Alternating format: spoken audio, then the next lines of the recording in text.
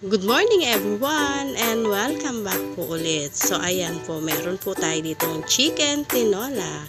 Yung part po ng manok na ginamit ko dyan ay yung pakpak. Kasi po mas malasa po yung pakpak sa sinasabawan. At nilagyan ko na rin po siya ng tanglad para dagdag aroma po sa ating sabaw. At hindi ko pa nilagay yung dahon na malunggay. Maya-maya na lang po yun at isasapaw ko na lang kasi mabilis naman po yung maluto. So tara po and kain at enjoy po tayo sa ating masarap na sinabawang manok or